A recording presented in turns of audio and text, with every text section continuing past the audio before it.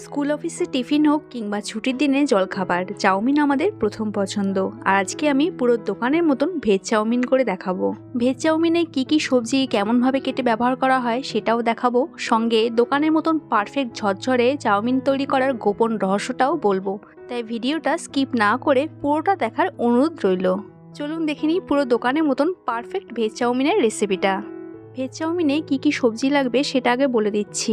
এখানে বাঁধাকপি, গাজর, ক্যাপসিকাম আর পেঁয়াজ শাক বা স্প্রিং অনিয়ন লাগবে। আর এই সবজিগুলো কিন্তু আমি আগে থাকতেই ধুয়ে নিয়েছি, কাটার পর কিন্তু আর ধোয়া যাবে না।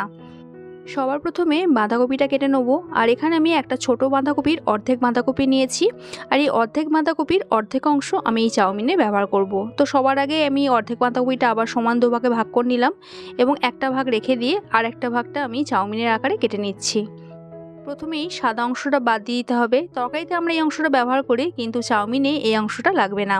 তারপর উল্টো দিক করে বাইরের যে পাতাটা আছে সেই পাতাটা বাদ দিয়ে দেবো। এরপর এরকম লম্বালম্বিভাবে বাঁধাকপিটা এইভাবে কেটে নিতে হবে। যতটা সম্ভব বাঁধাকপিটা একটু পাতলা পাতলা করে কাটার চেষ্টা করবেন।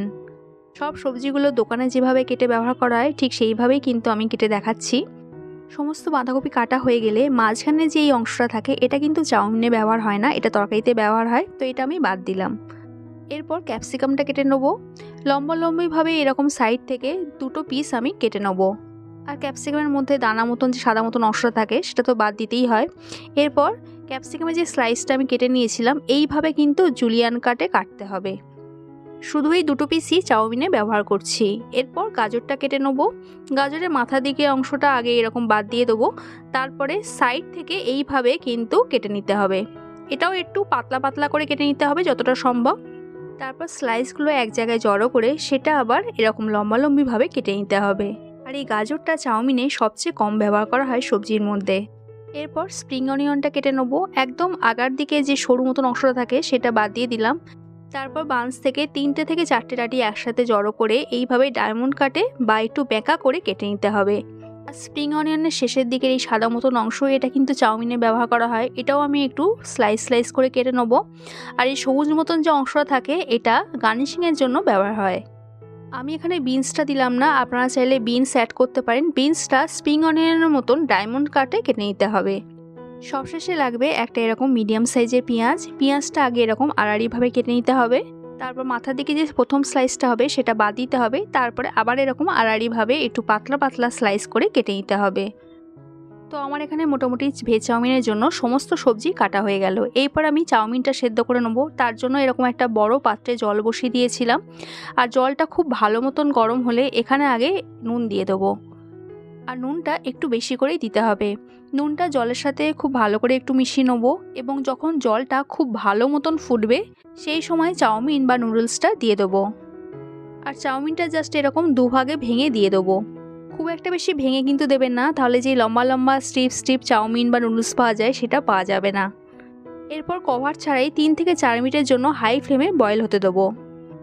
আমি এখানে 4 মিনিট বাদে এসেছি। আর এই সময় চাউমিনটা একবার চেক করে নেবো। খুন্তি করে এরকম একটু চাউমিন হাতে করে নিয়ে দেখবেন ঠিকঠাক সেদ্ধ হয়েছে কি না। আর আমার এখানে পুরো পারফেক্ট সেদ্ধ হয়ে গেছে।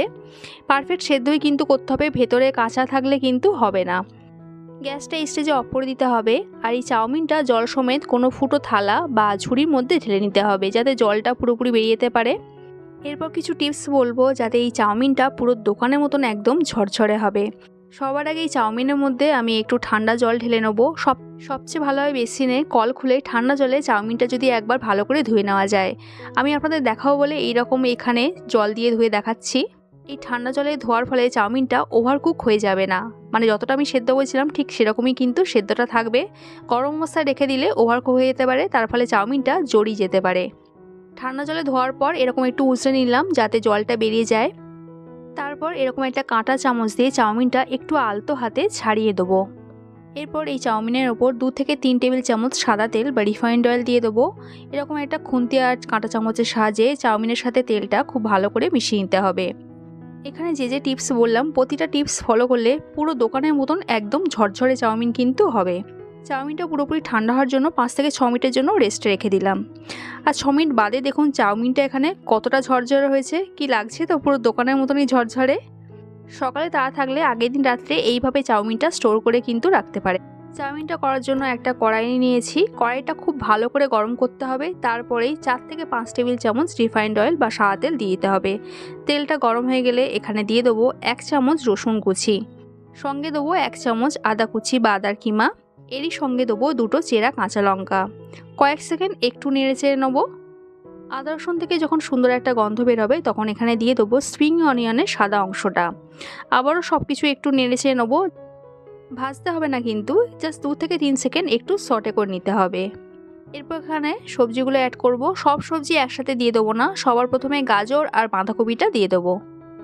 হাই ফ্লেমে গাজর আর বাঁধাকপিটা একটু নেড়ে নেবো যতক্ষণ না বাঁধাকপিটা একটু সফট হয়ে যাচ্ছে।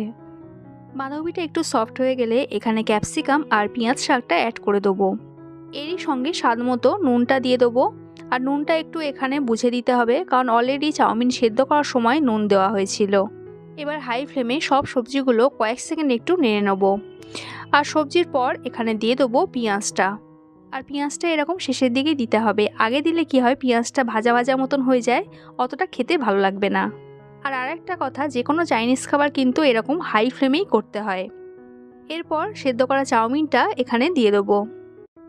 এরই সঙ্গে দিয়ে দেবো জাস্ট 2 থেকে 3 ফোঁটা ডার্ক সয়া সস, সঙ্গে দেবো 1 চামচ ব্ল্যাক পেপার বা গোলমরিচের গুঁড়ো, আর দেবো হাফ চামচ চিনি। আর চিনিটা এখানে অবশ্যই দিতে হবে, এতে চাউমিনের ফ্লেভারটা খুব ভালো আসে।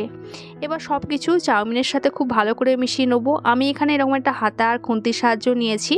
রেস্টুরেন্টে বা দোকানে যারা থাকেন তারা খুবই দক্ষ হন, আমরা হয়তো অতটা ভালো করে পারি না, তবে যতটা সম্ভব চেষ্টা করবেন ভালো করে সব কিছু মিশিয়ে নেওয়ার। আর এখানে মোটামুটি সব কিছু ভালো করে মেশানো হয়ে গেছে।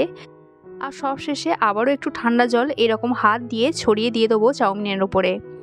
জলটা দেওয়ার পর আবারও একবার চাউমিনটা হাতার খুন্তির সাহায্যে ভালো করে মিশিয়ে নিতে হবে। এই জলটা লাস্টে দেওয়া হয় এই জন্যেই, চাউমিন দেখবেন অনেক সময় ঠান্ডা হয়ে যাওয়ার পর শক্ত হয়ে যায়। এই জলটা দেওয়ার ফলে চাউমিনের জুসি ভাবটা একদম বজায় থাকে আর চাউমিনটা অনেকক্ষণ অবধি সফট থাকে। এই পর্যায়ে গ্যাসটা অফ করে দিলাম আর গার্নিশিংয়ের জন্য উপর থেকে একটু স্প্রিং অনিয়ন ছড়িয়ে দিলাম। আর রেডি পুরো রেস্টুরেন্ট বা দোকানের মতন ভেজ চাউমিন। দেখতে এবং খেতে দুটোই দোকানের মতনই হয়েছিল। আমার আজকের এই ভেজ চাউমিনের রেসিপিটা যদি ভালো লাগে লাইক কমেন্ট করবেন, আর আমার চ্যানেলে নতুন হলে চ্যানেলটা সাবস্ক্রাইব করার অনুরোধ রইল। দেখা হচ্ছে আবার এক নতুন রেসিপির সাথে। সবাই সুস্থ থাকবেন, ভালো থাকবেন।